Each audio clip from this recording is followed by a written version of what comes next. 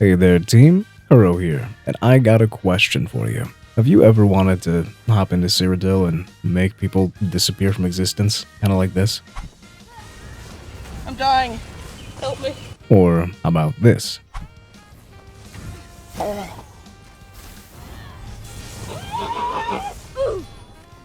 If the answer is yes, then you might just be interested in my brand new updated ranged PvP build. You see, it's got all the potential damage of a gank build with all of the bulk and the survivability of a solo build and just enough speed to make any Olympic runner cry.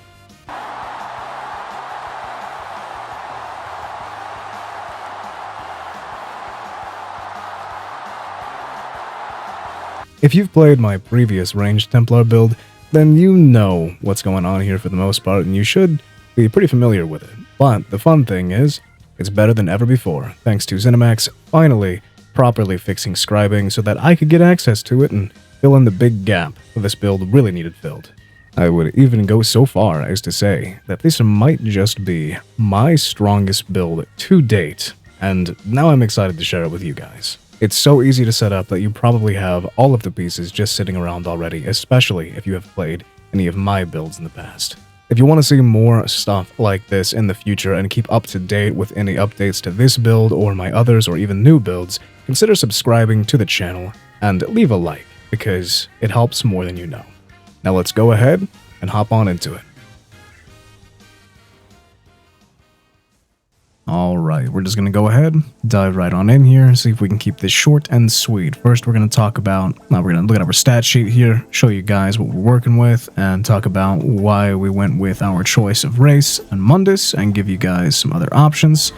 Just real quick, let me buff up. We'll look at our offensive stats first. We're sitting at 5,700 spell damage with our front bar enchant procced. Now, keep in mind, this is when I do have 10 stacks of Merciless Resolve right now. This is to make up for the fact that I cannot proc Rallying Cry outside of PvP. So when you're in PvP, this is going to be pretty much your sitting weapon and spell damage most of the time. In the current patch, you'll get an additional up to 300 on top of that with Merciless Resolve.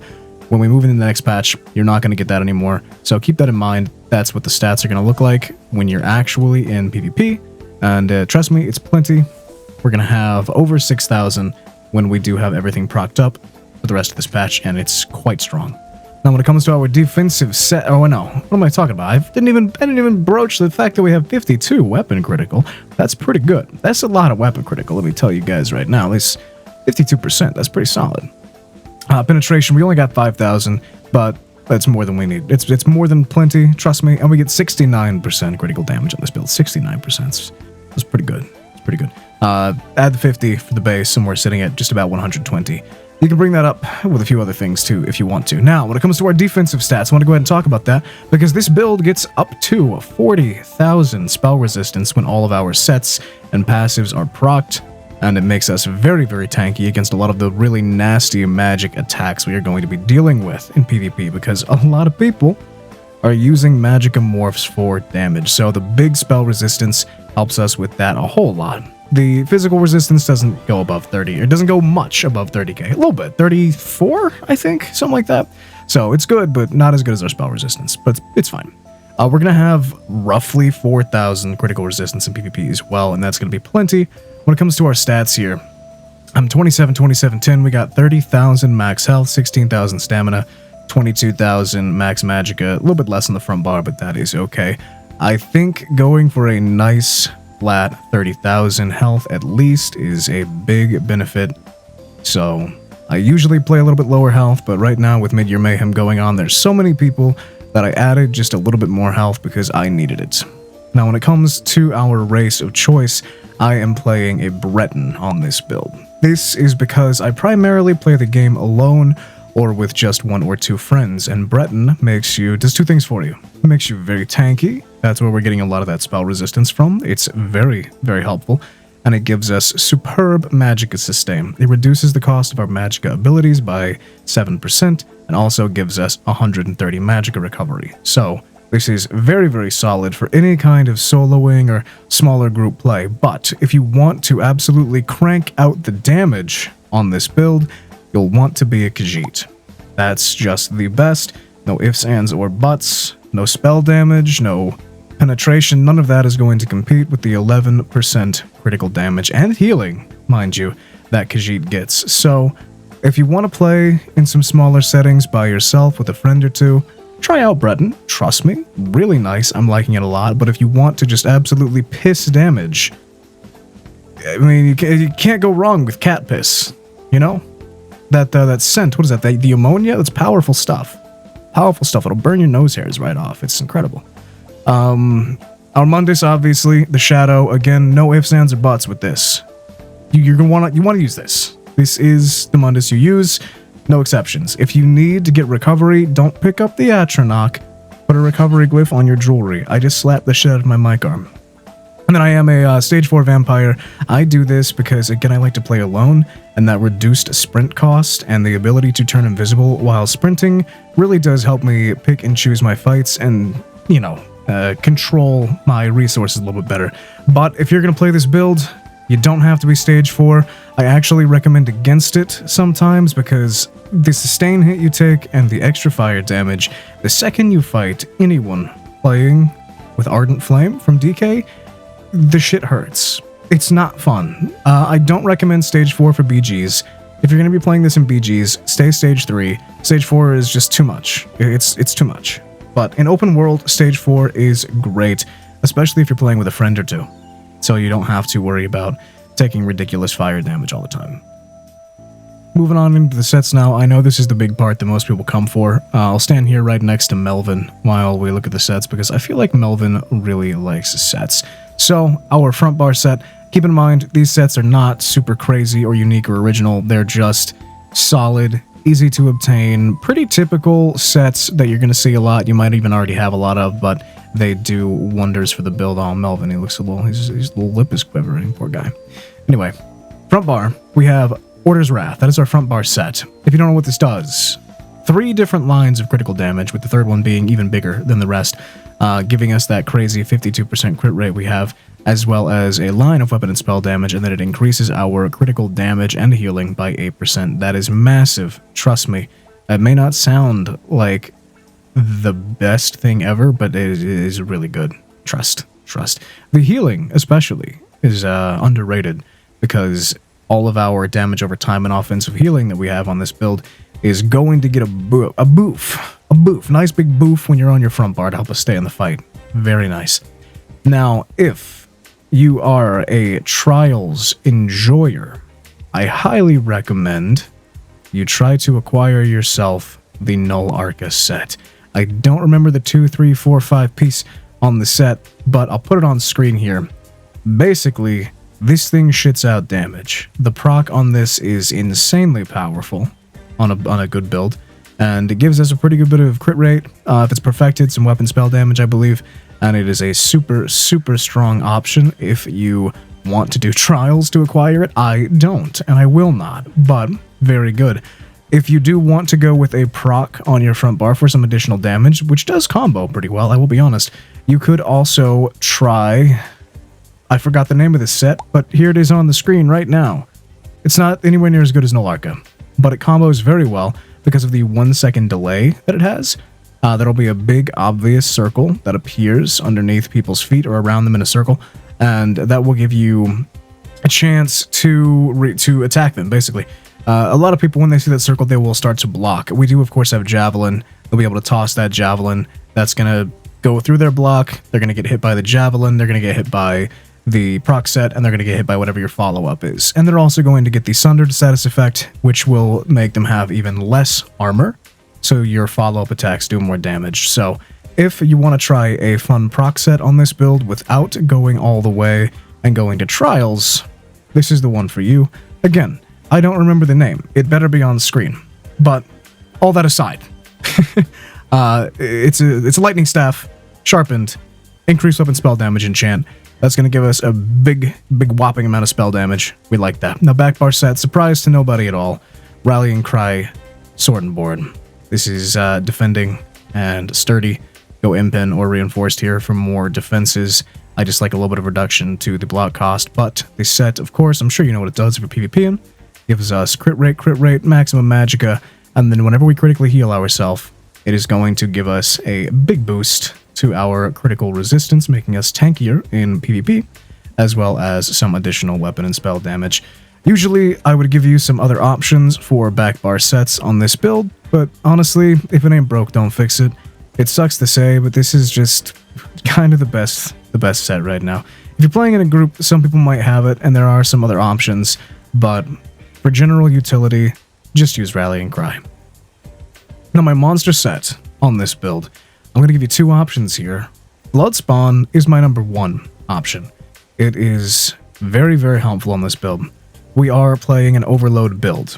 So, why that matters with Bloodspawn is it gives us back more ultimate. It gives us back ultimate very, very fast while we are in combat. It also gives us armor, makes us a lot tankier, and plays into that approaching 40,000. Actually, I think it just does hit 40,000. I did the math. It should hit 40,000 spell resistance. Whatever. Anyway, it gives us back ultimate so we can spam overloads, which we're using the one that gives us back resources, so that's good for both damage and resource return. On top of that, just a little bit of extra stamina recovery. Who can say no to that? But a fun set to use on this build for big damage is Molag Kina.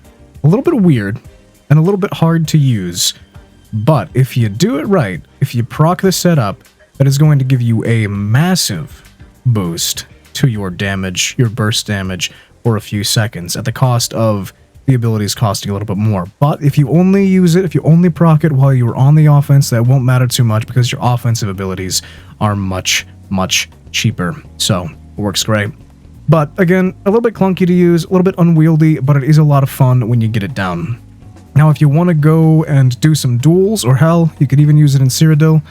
The best set for dueling, or just the best proc damage set to throw on this thing, is going to be Kjalnar's Nightmare. It's just very good. It combos super well with a lot of things, just like I said about the 5-piece proc set on the front, whose name, really, I can't remember. I'm gonna have a screenshot of it.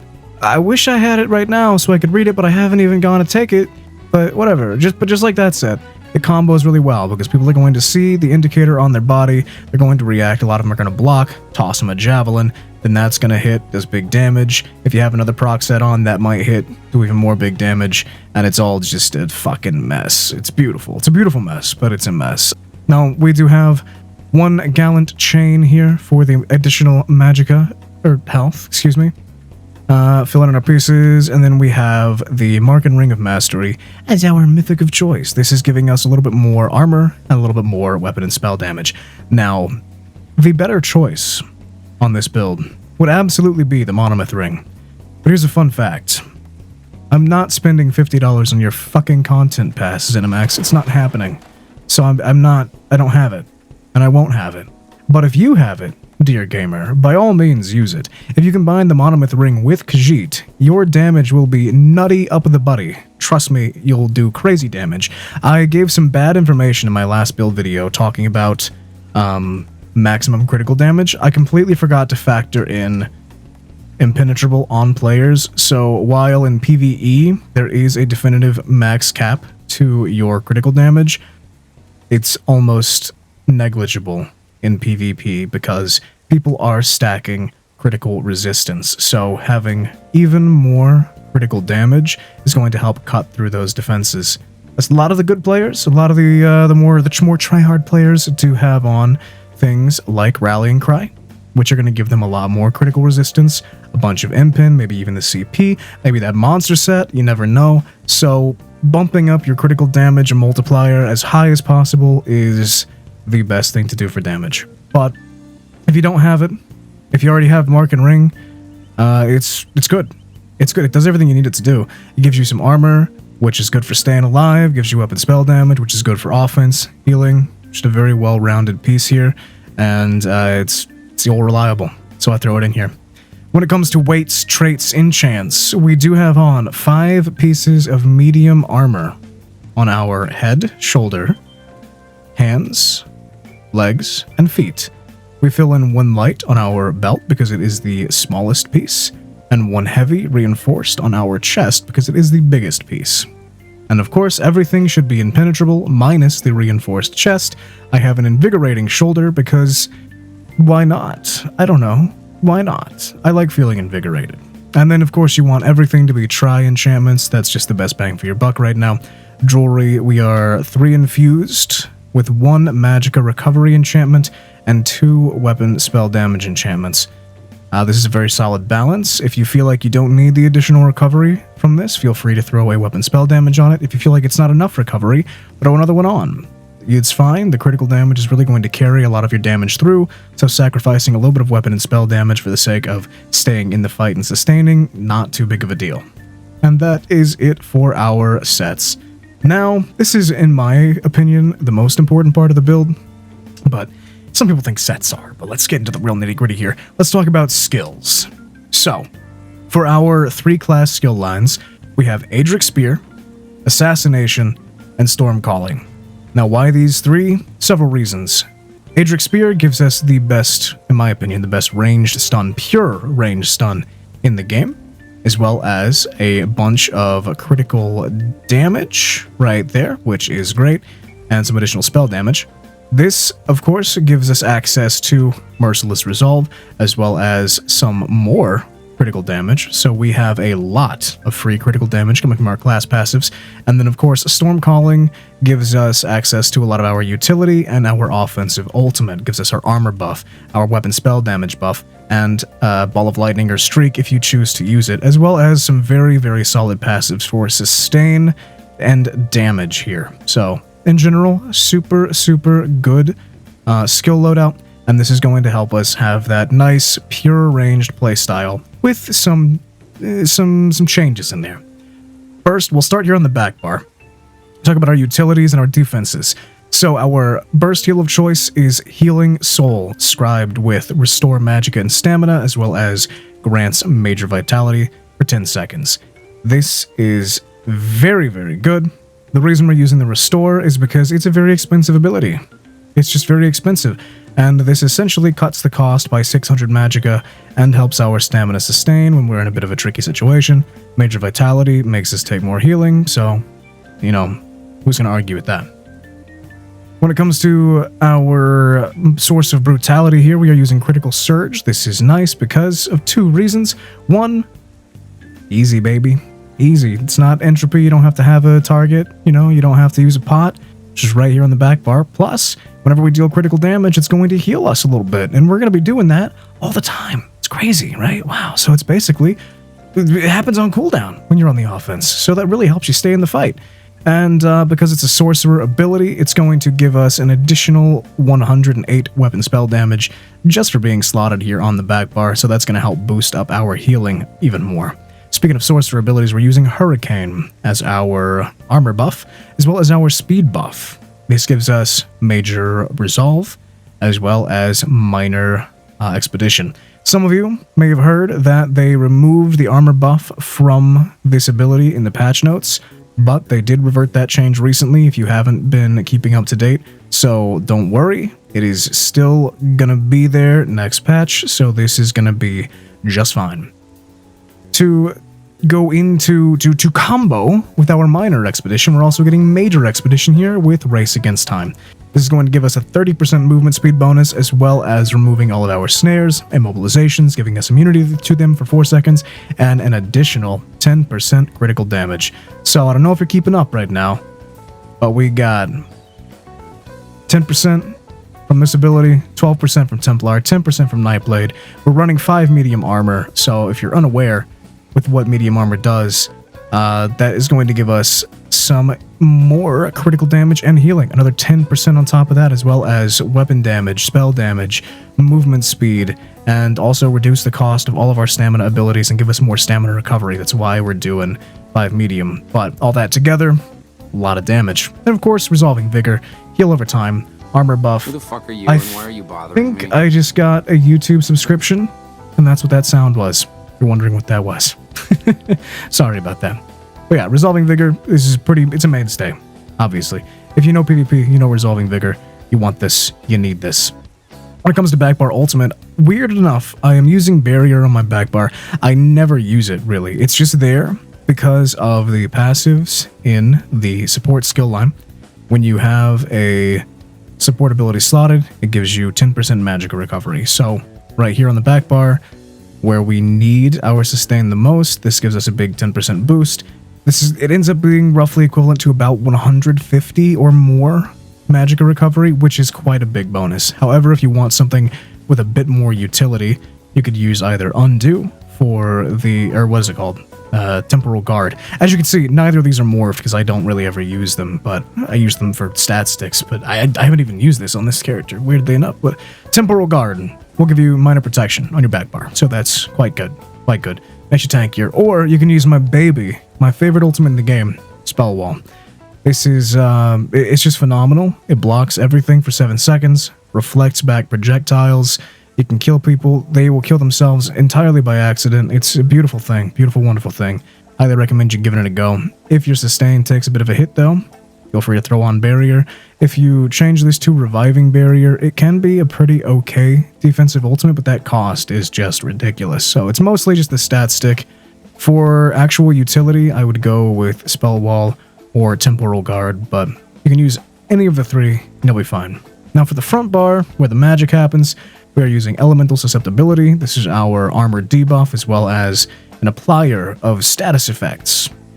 We are using Aurora Javelin, which is our stun from range. And now, the thing about Aurora Javelin, and the thing about this setup specifically, is that you have access to two of the best stuns in the game. You have Aurora Javelin, and then you have Streak, which I currently have morphed to Ball of Lightning. But Streak is going to shoot you through the bad guys and stun anyone in your path. It is fantastic. It is good for getting away from people.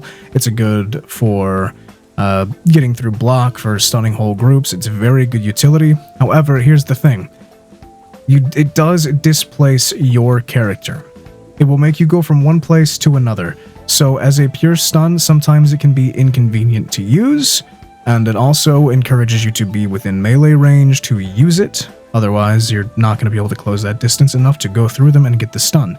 I do not want to play that way. I wanted to play this build as a pure ranged build, so I'm using Javelin because I can do that. However, if you like Streak better, by all means, use Streak, and you will also get an additional 100 spell damage for having it slotted on your bar. Now for our major critical buff, we are, of course, slotting on Camouflaged Hunter. This is going to give us our crit rate at all times, as well as a stealth detect, which is helpful. You won't need this next patch, because they are adding the crit buff to our Merciless Resolve, so next patch, you can replace this with an Execute, and again, we have two, kind of shit, they both kind of suck, but we have two Executes we could use on this build. You could use Impale, which will give you an additional, like, 2.5% critical rate right here, while it's on your front bar, while also being a pretty high damage Execute when they are within the health range there. Or you could use Storm Calling and throw on Mage's Fury, and that is also pretty solid Execute, but a little weird right now because they reduced the time that it lasts by half, so it's a little bit clunky, but it combos pretty well. If you throw this up on somebody and they don't die, and then you hit them with a big attack right after, it might just pop and finish them off. So both are good. If you want to replace this for an Execute right now, you totally could. You'll lose 12% of your critical damage or your critical rate, but you'd still be at 40%, which is respectable. So if you think that the utility of an Execute is more important than your critical rate, feel free to throw on either Mage's Fury or Impale. Now, of course, our big burst here, Merciless Resolve, needs no introduction. It is a monster. Everyone is using it right now. And it just is what it is. It is what it is. It is a very strong ability. It is ranged. It fits perfectly into the fantasy that I wanted for this build, and I love it. When you do light attacks, it stacks up, gives you a lot of weapon and spell damage. That's going away next patch, so you're going to have to keep that in mind. But it's totally fine. It's totally fine. The additional crit rate that it's going to give you next patch, honestly, I think is more useful for this build, so don't even worry about that. It's still going to be a good skill. Now, here's where things get a little weird for me. I am using Crushing Shock as the spammable for this build. The reason I'm doing that is I just like it. Okay? This does 3 different instances of damage, 1 of each type of element, and it also interrupts people when they are casting or reviving, which is very, very helpful. Now, a lot of people insist on telling me that Elemental Weapon is a better choice. I have used Elemental Weapon on range builds in the past. I like Elemental Weapon. My only complaint about Elemental Weapon is that it is just a bit clunky.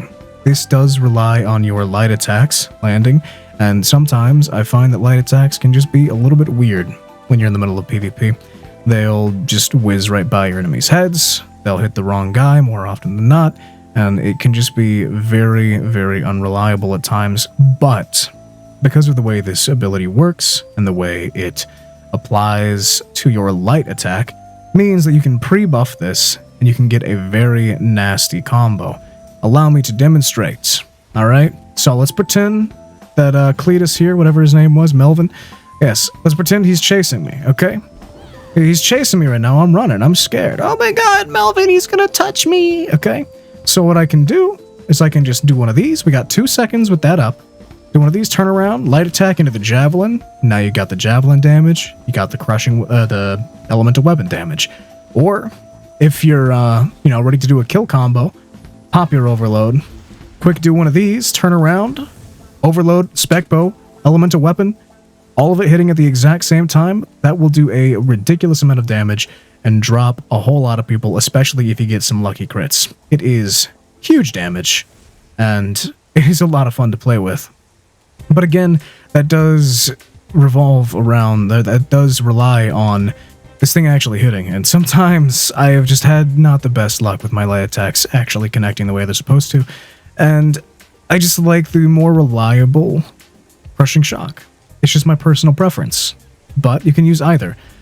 Crushing Shock will typically net you more damage by itself as a spammable, because of its ability to proc up to 3 status effects at once, so you can see some really big burst from it. And it also benefits from the Destruction Staff passive, giving you 3,000 additional spell penetration while using Destruction Staff abilities. That is nice, so it will typically hit much harder on its own than Elemental Weapon, but Elemental Weapon has more combo ability, so play with both, figure out which one you like the most. And then of course, for our ultimate, we are using Energy Overload. This is really nice. You could use the other one that has more damage, but it wasn't very much damage, and I felt like it was negligible, so I like this one because it gives us back 1200 Magicka and Stamina every time we do a light attack when this is active, which helps our sustain tremendously. Right? Let me show you. Let me demonstrate. I'm going to burn my entire Magicka pool here. Let me just make sure we hit Melvin so my Magicka isn't getting coming back, right? Alright, we're out of Magicka, right? We'll do one more heal. And now watch. It's just coming back. Look at that. Huge. So it can be very helpful if you are on the defense and you're running out of resources. You might just want to, while you're kiting or something, pop an overload and just do your light attack weaving while you're recasting your buffs and your heals, and that will help keep your resources high. It only takes, like, what, 25, 35 ultimate to do a light attack? And a lot of the time, you only need 1 or 2 of these to actually kill somebody in a fight, so it's okay for you to burn a lot of them for the sake of sustain, because with our blood spawn, you will get them back very, very quickly. 28 ultimate is nothing, so feel free to use that for sustain and for offense. And that is it for the skills. We'll move into the champion points now. Now, when it comes to my blue champion points, I like to play very aggressive, very offensive, so I don't use any defensive blue CP whatsoever. My slottables are Fighting Finesse, which gives us 8% critical damage and healing, just like our front bar set, which is nice. Master at Arms and Deadly Aim, increasing our direct damage and single target damage, which is everything we do on the build. So that's just a big boost to our damage. And then I'm using Untamed Aggression just because it gives me a little more damage while also benefiting my heals. So it's a nice balanced CP. Now, if you do not want to be a squishy boy, personally, I like being squishy because when I hit people, they die. It's kind of how it's supposed to work in my opinion. But if you want to be tankier, honestly, I would recommend you take out both Deadly Aim and Master at Arms, and Untamed Aggression. And then just go ahead and throw them into Ironclad to reduce your direct damage taken, Duelist Rebuff to reduce your single target damage taken, and then Focus Mending to have even more healing. The reason we're going to keep fighting Finesse is because that 8% critical healing is very good, and we get some damage out of it at the same time, so it's a bit of a hybrid CP. And this loadout here will help see you survive a lot of very difficult situations. The reason we use these two, single target and direct damage, is because that's a lot of the big stuff that is going to kill you. That's the spec bows, the incapacitating strikes, the snipes, all that really nasty nonsense. And yeah, that's it for blue CP. Red CP, I am using Fortified just because, I don't know, I like the way the stats look. Fortified or Juggernaut are both good. Juggernaut does require you to have CC immunity, so sometimes it will be down. So I do like the fact that Fortified is just always up. It's nice. Looks good on the stat sheet too. Then we have Pain's Refuge and Sustained by Suffering, which helps us sustain via suffering. It's great. I suffer a lot, so that's nice. And then we do have Celerity, because we like movement speed. And again, we're stacking Major and Minor Expedition. With Celerity, we get to go really, really fast without having to sacrifice any jewelry traits for Swift. But you could put some Swift on if you want to go even faster, so that's really up to you. And that is it for the champion points. Last thing we will talk about are the important consumables, that being the potions, the poisons, and the food. For food, it's pretty self-explanatory. We're just using Ors Orgas. It's just so good right now. Max health, a bunch of recovery to both of our major stats. If you can't afford this, because it is a little bit expensive sometimes, you could always just pick up Jewels of Misrule, because it's basically the same thing, just slightly worse. Also, this is just a convenience tip. I like to keep a stack of Corrupting Bloody Maras and Purifying Bloody Maras on me at all times, so I can control my vampire stage without having to go hunt down something to suck on. It's very convenient.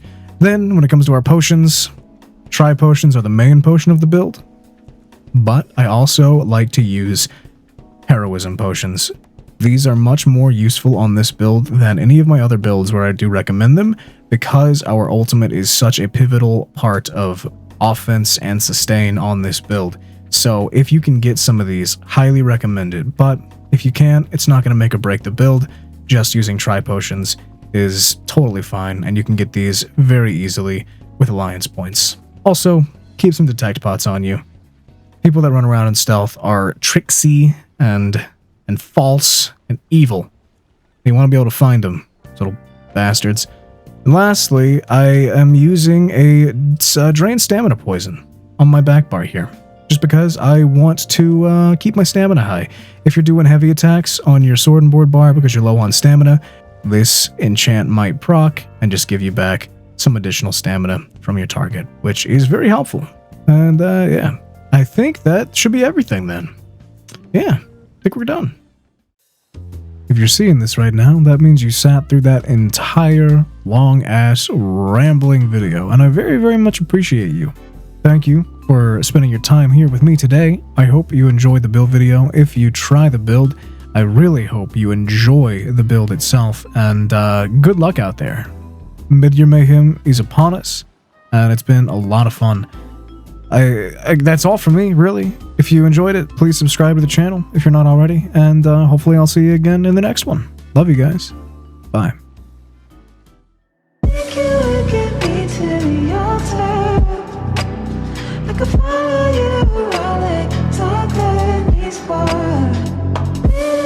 You